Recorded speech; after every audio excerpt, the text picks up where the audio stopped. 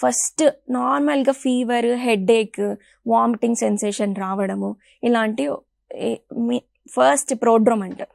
First symptoms వచ్చే chance ఈ symptoms వచ్చే ఛాన్స్ నార్మల్ వైరస్ లాగానే. ఏ వైరస్కైనా నార్మల్ ఫీవర్, జ్వరము, వామిటింగ్స్, హెడేక్ ఇవి కామన్ వైరల్ జ్వరాలలో. అలానే వస్తుంది. మనం కూడా నార్మల్ వైరల్ జ్వరమే కదా అని లైట్ తీసుకుంటూ ఉంటాం.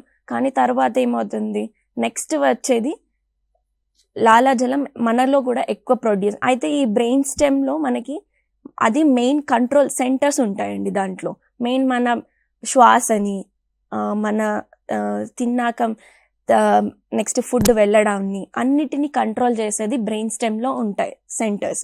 సో ఈ రేబీస్ వైరస్ అనేది దానికి డైరెక్ట్ మన సెంటర్స్కి వెళ్తాయి. ఆ సెంటర్స్ని అఫెక్ట్ చేయడం వల్ల మనకి ఈ మింగడానికి ఇబ్బందిగా ఉండడము, ఏ వాటర్ తీసుకున్నా లేకపోతే ఫుడ్ తీసుకున్నా మింగడానికి ఇబ్బందిగా ఉండడము, ఈ నర్వ్స్ అనేవి బాగా యాక్టివేట్ అయిపోతాయి. ఈ యాక్టివేట్ అయిపోయేసరికి ఇక్కడ మజిల్స్ అన్ని పట్టేసుకుంటాయి అన్నమాట. ఇంకొకటి ఆటోనామిక్ నర్వస్ సిస్టమ్, దానివల్ల మనకి సలైవా అనేది ఎక్కువ ప్రొడ్యూస్ చేసేస్తుంది. లాస్ట్కి వైరస్ మన సలైవరీ గ్లాండ్స్ అంటే లాలాజలం ప్రొడ్యూస్ చేసే గ్లాండ్స్ ఉంటాయి ఇక్కడ.